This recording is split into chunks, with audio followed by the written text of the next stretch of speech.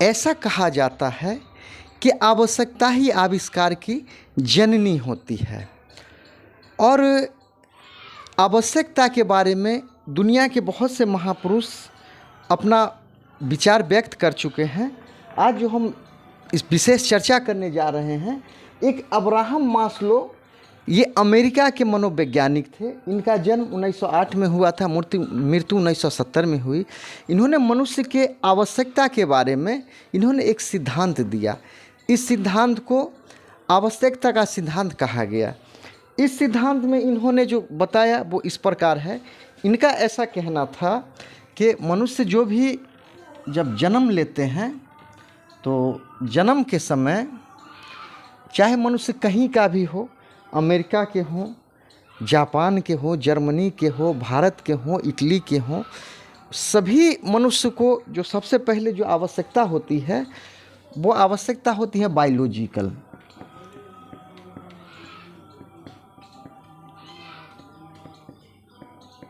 भूख, प्यास, नींद, यानी कि मनुष्य का जो सबसे पहला आवश्यकता है वो शारीरिक आवश्यकता है।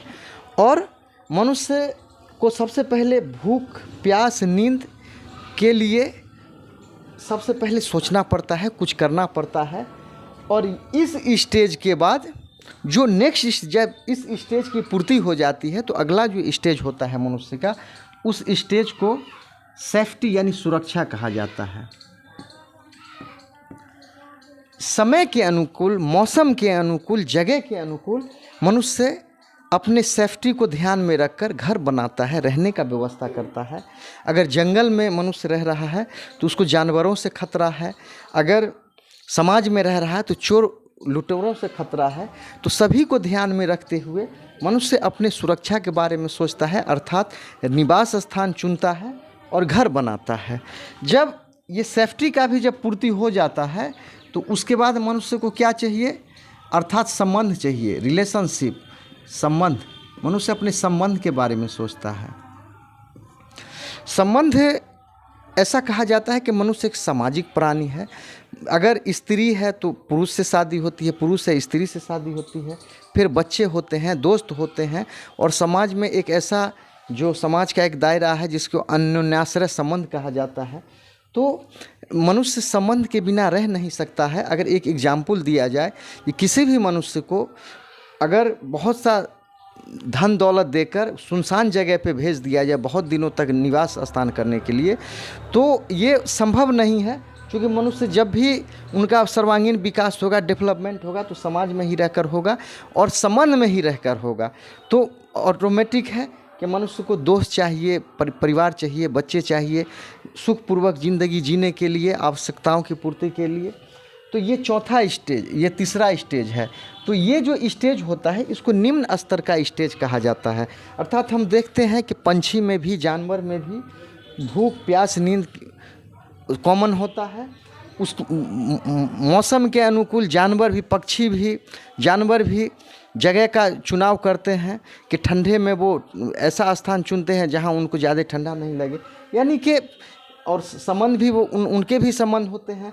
तो ये निम्न स्तर के ये तीनों, ये बायोलॉजिकल आवश्यकता, सेफ्टी, संबंध है, ये जो मनुष्य की आवश्यकता है इसको निम्न स्तर का आवश्यकता कहा जाता है।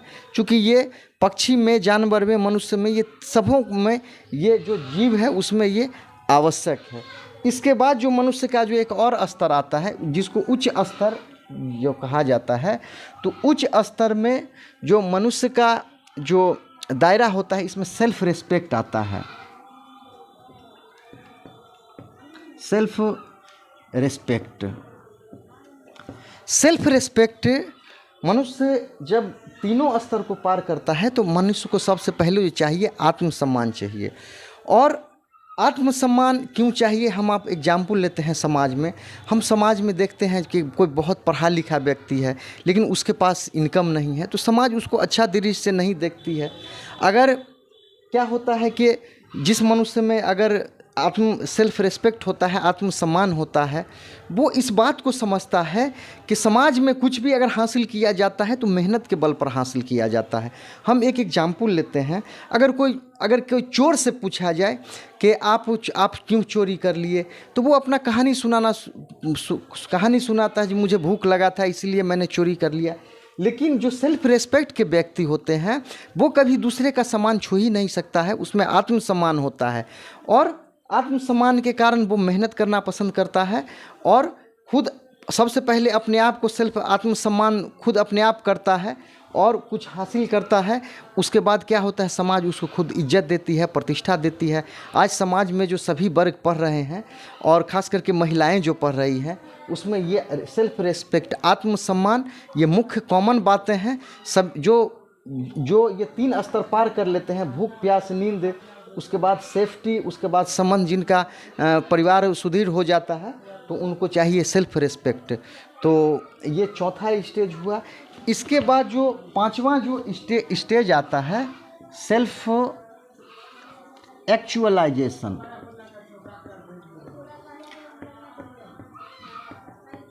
इसको कहते हैं आत्मबोध।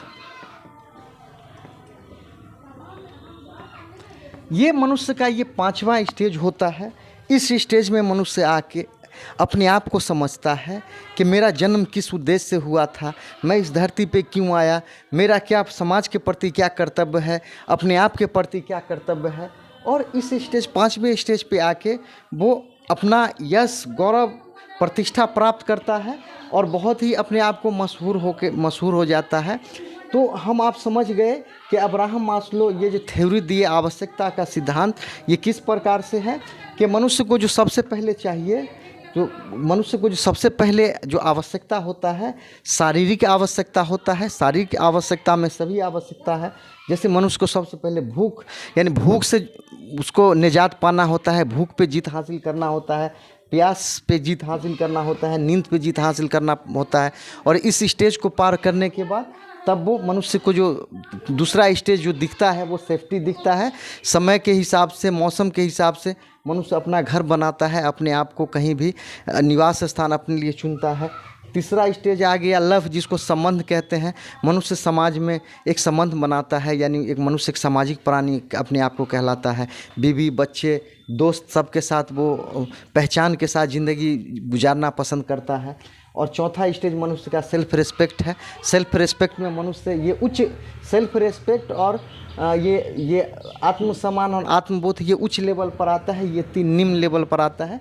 तो ये अब्राहम मास्लो का ये थ्योरी है, आवश्यकता का सिद्धांत।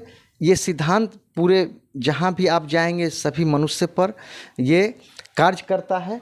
तो इस जो अब्राहम मास्लो का जो थ्योरी है कि मनुष्य जो हम सोच सकते हैं कि जिन ये सेल्फ रिस्पेक्ट, आत्मसम्मान जो पा लेते हैं, अर्थात वो ये तीनों चीज़ से परिपूर्ण हो जाते हैं और वो मेहनत करते हैं, अपने आप को समझते हैं, समाज में अपने आप को सफलता पाते हैं। तो इस सिद्धांत का जो मुख्य, अगर इसको शॉर्ट में कहा जाए कि इस सिद्धांत का उद्देश्य क्या है, तो उद्देश्य ये है कि मनुष्य अपने आप को समझे, अपने स्टेटस को समझे और समाज में आगे बढ़ने का कोशिश करे ताकि उनको सम्मान मिले।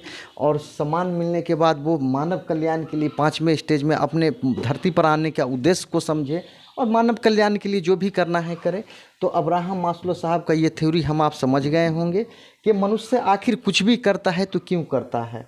तो अगर कोई आप समाज में हम सोच सकते हैं कि अगर कोई आम मजदूर होता है तो वो शिक्षा के बारे में क्यों नहीं सोच पाता है, क्योंकि उसका ये जो नीचे का बायोलॉजिकल स्टेज होता है वो इसको पूरा नहीं कर पाता है। फिर दूसरा स्टेज आता है सेफ्टी, वो उसका घर नहीं हो पाता है। उसके बाद फिर संबंध आता है, संबंध में खटपट क्यों होता है, क्योंकि नीचे का जो भी स्तर है उसका पूरा नहीं होता है। और ये जो उच्च लेवल का स्तर सेल्फ रिस्पेक्ट और सेल्फ एक्चुअलाइजेशन, अर्थात आत्मसम्मान और आत्मबोध, ये स्टेज उच्च लेवल का होता है। तो मनुष्य जो भी है ये उच्च लेवल पर जाके समाज के लिए, अपने लिए कुछ अच्छा करता है। तो यही अब्राहम मास्लो साहब का थ्योरी है कि मनुष्य इस चरण बाय चरण ज्यों उसको ऐसा कहें जो इस स्टेज को पूरा करता जाता है और वो आगे बढ़ता जाता है। तो यही इस थ्योरी का मुख्य सिद्धांत है कि हमको आपको अब इसको समझने में आसानी होगा कि जो भी जहाँ हैं जो इस चैनल को देखेंगे, the eagle by MD Merajuddin, उनसे निवेदन है कि इसको लाइक कर लें, इसको सब्सक्राइब कर लें, क्योंकि ये जो सिद्धांत है बहुत अच्छा सिद्धांत है, इससे सीखने की बात है। तो हमको आपको भी ये भूख प्यास नींद, अगर अच्छा शिक्षा हमारे पास होता है तो इसको हम पार कर लेंगे, कुछ सीखते हैं, ऑटोमेटिक खाना कपड़ा और मकान भी हो जाएगा, फिर आत्मसम्मान होगा, फिर आत्मबोध होगा। तो ये चैनल जो भी देखेंगे उनसे मेरा निवेदन है, आपका चैनल देखने के लिए बहुत बहुत धन्यवाद।